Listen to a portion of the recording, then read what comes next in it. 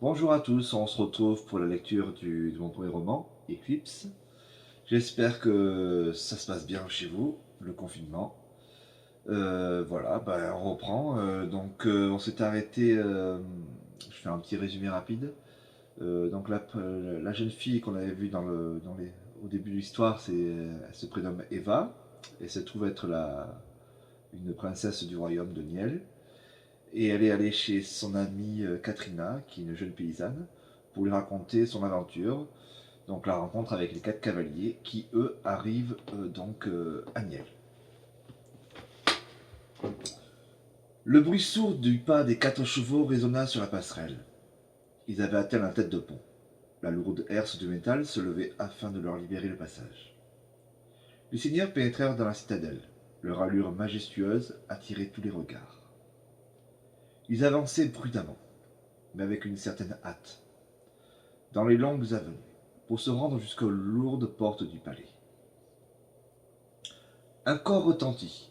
Son écho mourut dans les froides murailles défiant les nuages. Les portes s'entr'ouvrirent, accompagnées d'un long et sonore crissement. À l'intérieur, une troupe composée d'une dizaine d'hommes les attendait avec une impatience non dissimulée. Ces soldats portaient tous un casque au métal bleuté avec plusieurs flammes sculptées sur les côtés, ainsi qu'une épaisse cotte de mailles cachée sous d'élégants habits bleus et blancs, ornés en leur centre de l'écusson de miel une flamme mauve dansante. Les quatre seigneurs mirent pied à terre. Un des soldats appela et plusieurs domestiques accoururent. Ils amenèrent les montures aux écuries pour les soigner. Un colossal escalier se dressait fièrement devant eux. Une silhouette apparut alors tout en haut et commença à descendre lentement les marches. C'était un homme d'un âge fort peu avancé. Néanmoins, son regard était empreint d'une maturité certaine. Ses muscles saillants se dessinaient sous une noble tenue de soie. À ses doigts, des bagues d'or blanc serties de précieuses pierres. Son visage, mal rasé mais soigné, était doux et ferme à la fois. Cet homme avait vécu de nombreuses expériences dans sa vie, qui l'avaient définitivement marqué. À son cou, un pendentif représentant un soleil enflammé, l'emblème des Louvidi, l'église adoratrice de Bora, le dieu des dieux. À sa hanche, une illustre épée somnolente dans sa couche, prête à sortir de son illusoire torpeur. Ses cheveux couleur charbon étaient parfaitement peignés et semblaient avoir droit à une attention particulière. Une longue cape sombre couvrait ses généreuses épaules et caressait légèrement le sol. Il arriva à leur hauteur, s'inclina franchement et dit Jua mola biediezuo ami yuk. Merci à vous, mais vous pouvez vous adresser à nous en Atridi. Nous considérons la langue des hommes aussi honorable que la nôtre. Très bien, mes seigneurs, je suis Yukan, fils de Misakos, fidèle serviteur de sa majesté Phytanos, fils de Créane, roi de Niel. Ce dernier vous attend dans la chambre incandescente. Veuillez me suivre. Conduisez-nous, cher ami. Yukan ouvrit la marche. La chambre incandescente était la salle où se réunissait autour du roi l'ordre ardent, composé des puissants chevaliers du royaume. Le souverain présidait les réunions du conseil qui se déroulaient le plus souvent à l'aube, quand la lumière du soleil nouveau sortait de sa longue nuit dans l'océan, afin de s'assurer de la bénédiction de Bora, le dieu soleil. Ils restèrent tous silencieux. Seul le bruit de leurs pas envahissait les interminables couloirs de marbre. Sur les murs, on pouvait distinguer, à la lumière des flambeaux éclairant les lieux, de longues fresques chaudes couleurs, tapissées par les dames de la cour en l'honneur des dieux protecteurs de la cité rose. En l'occurrence Bora, mais aussi Kaika, son plus grand fils, ou encore Zan, le dieu du savoir. Ils pénétrèrent enfin dans la salle où les attendait, assis sur son trône aux mille détails sculptés et aux formes plus ou moins abstraites, le roi habillé d'un épais manteau fait de fourrure blanche. Il tenait dans sa main droite un sceptre d'argent, représentant une flamme virevoltante. À son extrémité inférieure se trouvait un saphir aux couleurs chatoyantes. Il se leva et s'inclina. Ce n'est pas à son Altesse Phytanos, souverain de Niel, de s'incliner devant nous, dit l'un des quatre nobles en réponse à son geste. C'est mes seigneurs, nous sommes si honorés d'une telle présence dans nos murs. Quand votre héros est venu nous annoncer votre venue, nous avons eu du mal à le croire. Quatre puissants princes divins, des fils de Bora le Magnifique, venant nous prêter assistance. Notre père a cru bon de nous envoyer en ces lieux. Il semblerait que la guerre tourne mal ici-bas, sur Hera, la terre des hommes. C'est exact, mon bon seigneur, répliqua Yukon. Les Mingoud gagnent du terrain chaque jour. Nous avons pu contenir plusieurs de leurs assauts, mais la porte étincelante ne tiendra pas longtemps. Nos forces ont beaucoup de souffert. Mais nous vous raconterons ceci en détail après que vous soyez restaurés, mes bons princes, reprit le roi.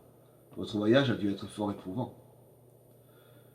Nous accepterons bien volontiers un bon repas. Serait-il frugal que nous en contenterions? N'est-ce pas, mes frères? Évidemment, mais il serait de bon ton de noter. Vous avez raison, mon frère. Je suis Urmidju, fils de Bora, le feu de tous les dieux. Je représente la flamme de l'aube. Je suis Radiju, fils de Bora, le grand feu. Je représente la flamme bleue des glaces éternelles. Vidju, fils de Bora, le soleil. Je suis la flamme du couchant. Je suis Molvidju, fils de Bora l'éternel. Je représente la flamme écarlate. Longue vie à vous, mes seigneurs, conclut le roi admiratif. Bora et Louis, la puissante déesse de la guerre, avaient mis au monde ces 4 Miezou, mot divin pouvant être traduit par enfant-dieu. Le terme Uozomi, quant à lui, était utilisé pour désigner les héritiers célestes parthénogénétiques qu'on nomma les Miezuo, afin d'introduire la lumière dans l'Empiral, la grande terre des dieux. Ce lieu céleste baigna ainsi indéfectiblement dans la clarté. Il n'y eut ni obscurité ni ténèbres. Mais le sable se coula longuement, leur pouvoir et leurs fonctions s'amusèrent considérablement, jusqu'à ce que la nuit reprit une partie de ses droits. Alors leurs flammes ne devinrent que des symboles, des phares qui guidèrent les suprêmes voyageurs. Néanmoins, ils restèrent fidèles à leur père, à qui ils avaient prêté allégeance, n'étant plus que des nomades guerriers, attendant le jour où l'on viendrait les quérir pour la gloire de Bora, le Tout-Puissant. Et ce jour vint. Niel fut la première cité des hommes. Ses habitants étaient entièrement soumis au dieu soleil, pour qui il construisait des gigantesques palais aux colonnes dorées, aux colossales statues de marbre et aux innombrables chambres luxueuses. Mais bientôt d'autres peuples s'installèrent au sud, vouant leur culte à d'autres dieux, aux frères et aux sœurs même de la puissante flamme. Ainsi, les rivalités divines, existant jadis, déteignirent sur les hommes qui se livrèrent de sanglantes et primitives guerres pour la splendeur de leur propre déité. Les ennemis du Sud se faisaient appeler les Mingoud, les gens de l'insaisissable dans un attridi archaïque. Adorateurs de la puissante Sève, grande déesse du temps. Le clan qui avait pris l'importance le plus considérable était sans conteste la caste de l'imposante cité d'Odi. En effet, un crépuscule de Mingoud avait décidé de s'installer dans les hautes montagnes rubis pour fuir la sécheresse du désert de Blaze et ses meurtrières tempêtes de sable.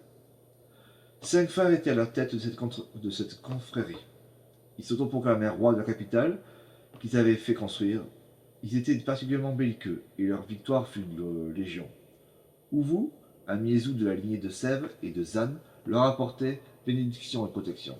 De leur côté, ils combattaient en son nom et ils faisaient construire, selon la coutume, d'immenses sanctuaires. Dao Sark, un général d'armée issu de cette prodigieuse lignée royale, dirigeait à présent le pays. Comme ses ancêtres, il mena de grandes batailles, souvent en première ligne, auprès de ses soldats. Il était intensément aimé et respecté de ses sujets. Sa renommée dépassa même celle des 5 frères fondateurs. Ce fut par lui qu'arriva le fléau pour certains, la bénédiction pour d'autres, de l'ultime révélation. Le roi, triomphant de nombreuses et d'importantes guerres pour le compte de vous, le Miezou de la divination, lequel, en remerciement de tant d'années de loyauté aveugle et de dévotion absolue, lui offrit d'exaucer l'un de ses vœux, quelle que fût sa nature. L'enfant Dieu lui offrit 2 ans de réflexion. Dao Sark se retira dans les champs de bataille. Non. Dao Sark se retira donc des champs de bataille et cogita 2 longues années afin de trouver un vœu idéal. Mais l'échéance approcha sans qu'il n'eût trouvé le souhait absolu. Entre-temps, son unique fils, Miféarque, qui avait succédé à son père en tant que dirigeant des armées, parti en guerre contre les combattants des océans noirs, le roi dut se rendre seul et à pied au sanctuaire sacré, situé sur le plus haut sommet de la montagne de l'œil. Il marcha 3 semaines durant. Il se prosterna devant l'imposante statue et il entendit la voix des Miezou, lui demandant quel était son souhait. Dao Sark, inquiet pour son fils, dit alors: Seigneur vous, grand protecteur d'Oti, donnez à votre peuple une partie de vos pouvoirs. Offrez-nous un fragment de la lumière du destin. Faites que nos cœurs puissent prédire l'avenir. Mécontent, on vous accepta malgré lui. Néanmoins, une seule vision serait accordée à chaque homme, et celle-ci n'apparaîtrait qu'au seuil de la mort de l'individu. En revanche, pour compenser cette contrainte, le Miezou révéla au roi que la nature de la prévision varierait en fonction du rang social. Plus une personne aura de l'importance, plus elle prédira des événements conséquents. Et c'est ainsi que se termine le premier chapitre de cet ouvrage, donc Éclipse. On va arrêter là, et, du coup. J'espère que ça va, vous avez à suivre. Je sais qu'il y a beaucoup de personnages, c'est un peu le problème de la fantasy au début, c'est qu'il y a beaucoup de personnages et beaucoup de lieux nouveaux qui peut paraître difficile. Néanmoins, j'espère que ça vous plaît, que voilà, vous avez envie de savoir la suite.